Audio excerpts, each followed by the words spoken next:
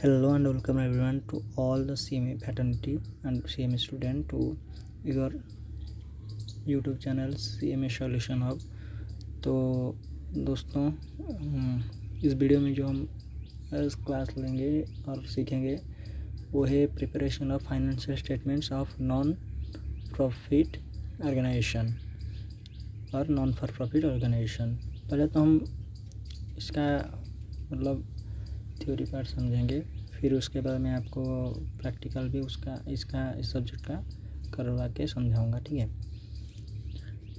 पहले तो preparation of financial statement of not for profit organisation होता क्या है।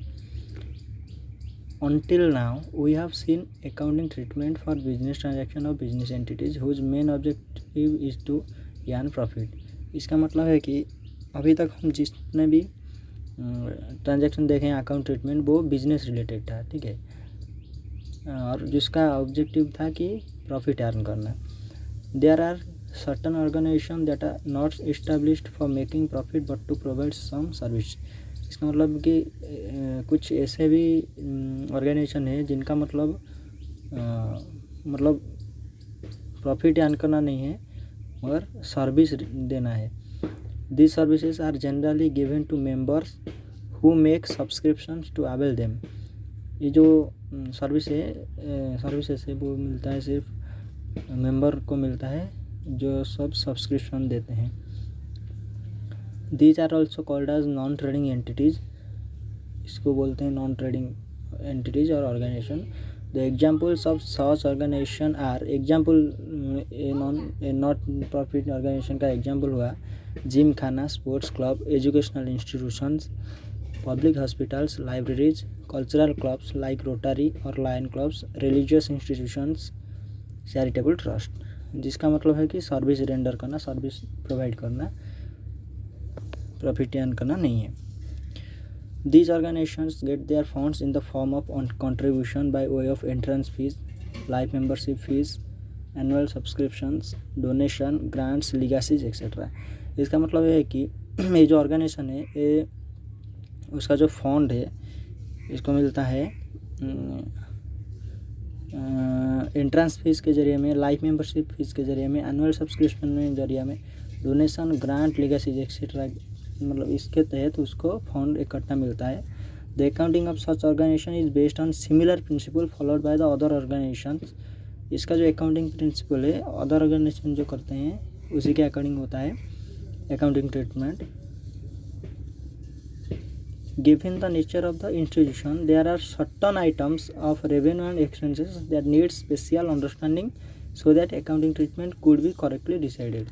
कुछ ऐसे चीज़ें हैं जिसको हम देखेंगे यहाँ जो स्पेसिफाइड है रेवेन्यू एंड एक्सपेंसेस आइटम, उसको अगर हम समझ लेंगे तो अकाउंटिंग ट्रीटमेंट सही से हम कर पाएंगे इसका। ठीक है, स्पेशल आइटम क्या है। There are certain item of revenue and expenses that are unique for the non trading entities, they could be listed as. Revenue item आपका हो गया donation, interest fees, subscription, grant receive. Revenue मतलब जो income हो रहा है, donation से हमको इनकम हो रहा है, एंट्रेंस फीस से भी हो रहा है, जो आ रहा है रेवेन्यू।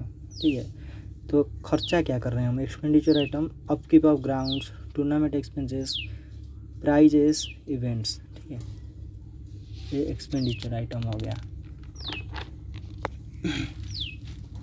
अभी let us see what accounting treatment should be given to some of the special item. जो पीछे हम जो पढ़े सब स्पेशल आइटम उसका अकाउंटिंग ट्रीटमेंट क्या होगा। पहले तो मैं आपको समझाऊंगा एक entrance fees. These are received at the time of admission of a new member. जब हमारे न्यू मेंबर एडमिशन लेते हैं हमारे क्लब या जिम खाने में, तब उस टाइम पे रिसीव होता है entrance fees. And thus are one time fees, ये एक टाइम का फीस होता है। They are non recurring in nature, बार बार ये रिकर नहीं होता है, बस एक बार हमें रिसीव होता है। It could be either capitalised as they are non recurring और taken as revenue as per the rule of the institution. ये हमारे लिए रेवेन्यू भी हो गया और कैपिटल भी हो गया क्योंकि ये बार बार रिकर नहीं होगा। ठीक है, एक बार रिकर होगा। तो ये बोला है कि इसको हम कैपिटलाइज्ड भी कर सकते हैं और रेवेन्यू में भी ले सकते हैं as per the rules of the institution. जो इंस्टीट्यूशन का रूल होगा उसी के अकॉर्डिंग हम लेंगे। There is a view that addition of member is an ongoing activity and thus every year the institute will get entrance fees, so it may be taken as normal revenue received. ये हमें बोला गया कि addition होगा जो member, वो हर साल नया मेंबर जुड़ते जाएंगे और पैसा हमें मिलता रहेगा, तो इसको एंट्रेंस फीस को नॉर्मली रेवेन्यू रिसीव्ड लेते हैं। Donation they could B used for meeting capital और रेवेन्यू एक्सपेंसेस। डोनेशन को हम क्या करते हैं, कैपिटल मीट के लिए और रेवेन्यू एक्सपेंसेस जो होता है उसके लिए हम लेते हैं। If donation are received for a special purpose, अगर डोनेशन स्पेशल पर्पज़ के लिए यूज होता है, the amount is credited to a fund. अगर कुछ स्पेशल जैसे हम स्पेशल पर्पज़ के लिए कुछ यूज होता है तो उसका स्पेशल फंड भी होता है, ठीक है। The amount is credited to a fund from which the amounts are disbursed. The fund may be invested in specified securities. Income from such investment is get to the fund account only. जैसे कि वो जो fund मिला हम उसको एक specified securities में invest कर देते हैं और वहाँ से जो इनकम हमें होता है उसको हम उसी के फंड अकाउंट में क्रेडिट कर देते हैं। Small donation amounts which are not earmarked, मतलब जो छोटा छोटा डोनेशन होता है तो उसको हम रेवेन्यू रिसीट में ले लेते हैं। उसके बाद आता है लीगेसी। लीगेसी होता क्या है, लीगेसी है कि many times trust are form in the memory of certain person. जैसे कि एक ट्रस्ट होता है जो एक पर्सन के नाम पे बना हुआ होता है जबकि वो पर्सन जिंदा होता है। In such case after the demise, जब वो मर जाता है, वो पर्सन जब मर जाता है तो the fund pass on to the institution, वो जो फंड है वो इंस्टीट्यूशन को पास हो जाता है जो।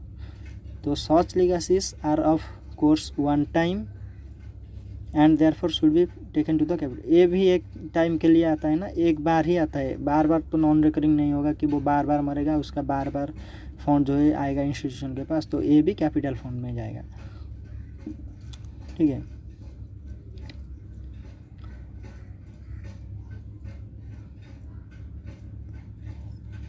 एंडोमेंट्स, एंडोमेंट्स क्या होता है, जो sometimes donations are also in the form of endowments to be used as per instruction of the donor.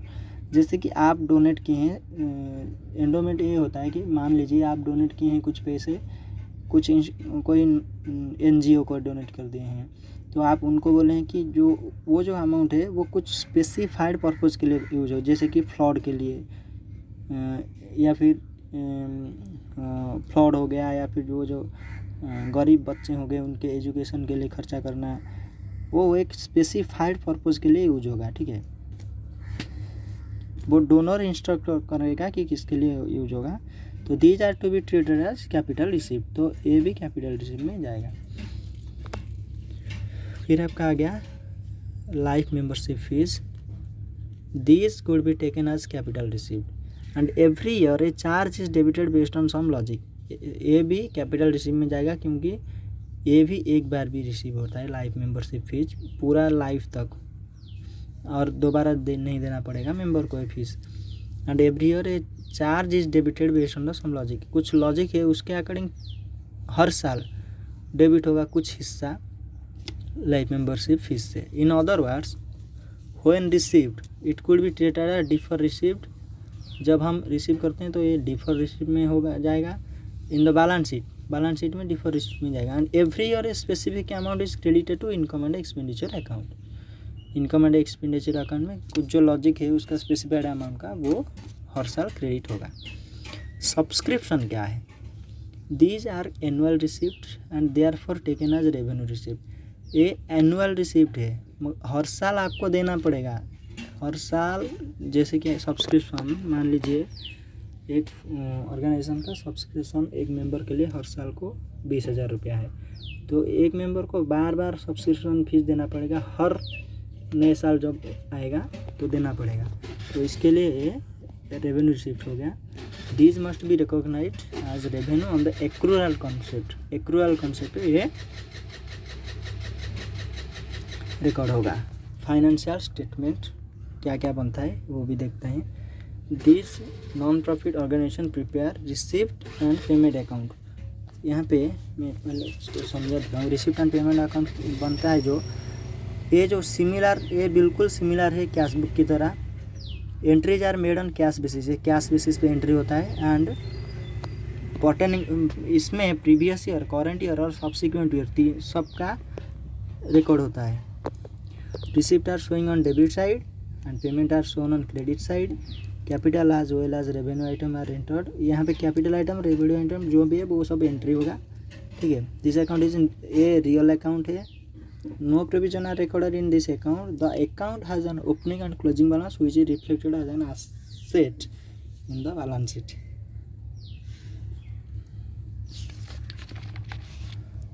ये तो आपको रिसिप्ट एंड पेमेंट अकाउंट हो गया। अभी इनकम एंड एक्सपेंडिचर अकाउंट क्या है मैं आपको बताता हूँ। इनकम एंड एक्सपेंडिचर अकाउंट ए है, जो कि बिल्कुल प्रॉफिट एंड लॉस अकाउंट का सेम है, बराबर है। मगर इसमें थोड़ा ये है कि इसमें आप सिर्फ रेवेन्यू आइटम रिकॉर्ड करेंगे, और इसमें आप जैसे रिसिप्ट एंड पेमेंट अकाउंट में क्या करते थे, मतलब current year, previous year, subsequent year तीनों का करते थे कैलकुलेशन एंट्री। मगर यहाँ जो इनकम एंड एक्सपेंडिचर अकाउंट में आपको सिर्फ करंट ईयर का कैलकुलेशन करना है, सिर्फ रेवेन्यू आइटम करना है, सिर्फ करंट ईयर का ही करना है। और इसमें जो सरप्लस और डेफिसिट निकल के आएगा, सरप्लस का कैसे आएगा, excess of income over expenditure जब होगा तो सरप्लस होगा। Excess of expenditure over income जब होगा, जब खर्चा इनकम से ज़्यादा हो जाएगा तो डेफिसिट होगा। जब खर्चा इनकम से कम हो जाएगा तो सरप्लस होगा। तो बैलेंस शीट, यहाँ पे बैलेंस शीट में क्या शो होता है मैं आपको बता दूँ। It is prepared as on the last day of the accounting period. It also has assets and liabilities and prepared based on accounting equation. But there is no capital account, याद रखना है। उधर हमें कैपिटल अकाउंट मिलता था, मगर यहाँ हमें कैपिटल अकाउंट के जगह कैपिटल फंड मिलेगा। द सरप्लस और deficit from income and expenditure account is adjusted against this capital fund at the end of the year. जो सरप्लस और डेफिसिट होगा वो इसी कैपिटल फंड के साथ एडजस्ट होगा। तो यहाँ आप देख लीजिए, रिसिप्ट एंड पेमेंट अकाउंट का एक प्रोफार्मा है। ये डेबिट साइड है, ये डेबिट साइड है, ये क्रेडिट साइड है। रिसिप्ट डेबिट साइड में, क्रेडिट हुआ है पेमेंट साइड, पेमेंट हुआ है क्रेडिट साइड में। रिसिप्ट जो हुआ है स्टार्ट विथ ओपनिंग बैलेंस हुआ है। ऑल रिसिप्ट कैपिटल और रेवेन्यू आइटम जो भी है रिसिप्ट हुआ है वो हो जाएगा। ऑल पेमेंट कैपिटल और revenue may be related to any period previous, current और सब्सिक्वेंट। यहाँ भी जो है start with opening balance, all receipt capital revenue may be related to any period previous, current और subsequent. Ends with closing balance हो गया। ये आपका इनकम एंड एक्सपेंडिचर अकाउंट का परफॉर्मा हो गया। एक्सपेंसेस डेबिट साइड में, debit all losses and expenses, credit all income and gains, all expenses in debit side, all income in credit side. Only revenue expenses only related to current period, only revenue received only related to current period, shows either surplus or shows deficit. Fund asset accounting and its peculiarities. Fund asset जो है मैं उसको भी आपको समझा देता हूँ। Following are the concept of some funds which are generally maintain by organization. Capital fund जो हो गया वो कैपिटल फंड हो गया। It is also called general fund और एक्यूमुलेटेड फंड।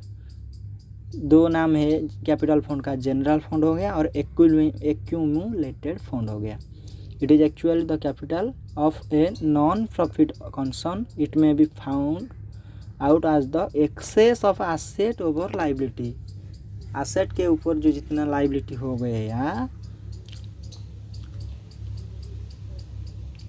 वो कैपिटल फंड कहलाता है, या एक्यूमुलेटेड फंड कहलाता है, या जनरल फंड कहलाता है। स्पेशल फंड जो हमें स्पेशल पर्पज़ के लिए मिलता है ना, वही। It may be created out of special donation, special donation से क्रिएट होता है ये। और सब्सक्रिप्शन और out of a portion of the surplus, और out of a portion of the surplus. For example एक club may have a building fund. देखिए एक क्लब का एक फंड है building fund. It may be used for meeting some specific expenses और for acquiring an asset. कुछ खर्चा के लिए एक मतलब स्पेंड हुआ पैसा और एक एसेट हमने खरीद लिया। If an income is derived out of investment made against this fund और इफ एनी प्रॉफिट और loss occur due to sale of such investments such income और प्रॉफिट और loss is transfer to this fund. Special fund से हम क्या किए, कुछ specific expenses कर दिए और एक एसेट एक्वायर कर लिए, खरीद लिए। तो ये बोल रहा है कि अगर इसमें से कोई प्रॉफिट और लॉस होता है due to sale of such investment, तो सच इनकम, तो वही इनकम और प्रॉफिट जो है वो ट्रांसफ़र होगा, इसी फंड को ट्रांसफ़र हो जाएगा। वो देखिए कैसे होगा ट्रांसफ़र।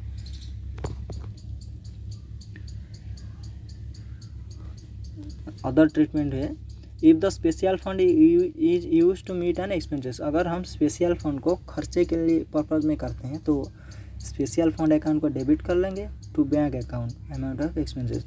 डेबिट और losses and expenses, credit what goes out.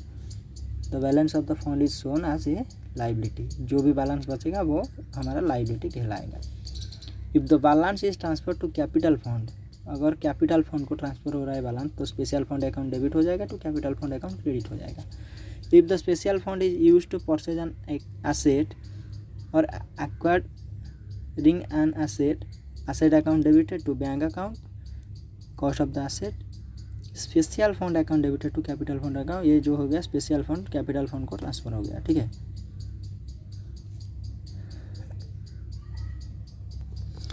मैं थोड़ा जल्दी बोल रहा हूँ क्योंकि वीडियो नहीं तो लंबा हो जाएगा ज़्यादा। तो और एक चीज़ मैं आपको बताना चाहूँगा, जैसे फंड हो गया, सॉरी जैसे नॉन ट्रेडिंग ऑर्गेनाइजेशन हो गया, उनका कुछ बिजनेस भी थोड़ा बहुत वो कर लेते हैं, जैसे कि रेस्टोरेंट या बार ट्रेडिंग ऐसे कुछ होता है। तो उसमें से जो प्रॉफिट होता है उसको हम कैसे कैलकुलेट करेंगे वो मैं आपको थोड़ा समझा देता हूँ थ्योरी में। जब प्रैक्टिकल करेंगे तो मैं आपको समझा दूँगा। Restaurant trading and bar trading, some clubs have restaurant and bar facilities for members and outsiders. इसका मतलब कुछ क्लबें हैं जिसका खुद का रेस्टोरेंट है एंड बार फैसिलिटीज़ है फॉर मेंबरों के लिए और आउटसाइड बाहर लोगों के लिए भी होता है। Under the circulation restaurant trading और bar trading account is open. जैसे हमारा ट्रेडिंग अकाउंट बनता है तो इधर रेस्टोरेंट ट्रेडिंग अकाउंट और बार ट्रेडिंग अकाउंट बनता है। ठीक है, जस्ट लाइक ट्रेडिंग अकाउंट। ठीक है, which is opened in case of a trading concern. The restaurant or bar profits so asset from restaurant trading or bar trading is transferred to the income and expenditure account. आज हुई जैसे हमारा जो gross profit होता है वो profit and loss account को transfer होता है, तो इधर जो प्रॉफिट होता है वो एक्सपेंडिचर, जो इनकम होता है वो इनकम एंड एक्सपेंडिचर अकाउंट को ट्रांसफ़र हो जाता है। The method of preparing a restaurant और bar trading account is just like the method of preparing a trading account. बिल्कुल ट्रेडिंग अकाउंट की तरह ही है। तो पूरा थ्योरी में कवर कर लें और जो बचा होगा जब प्रॉब्लम करते रहेंगे तो आएगा तो हम आपको समझा देंगे। तो आशा करता हूँ वीडियो अगर आपको अच्छा लगा तो प्लीज़ वीडियो को लाइक, शेयर एंड सब्सक्राइब कर लीजिए। तो आज की वीडियो में इतना ही, रहता हूँ। Take care and happy studying.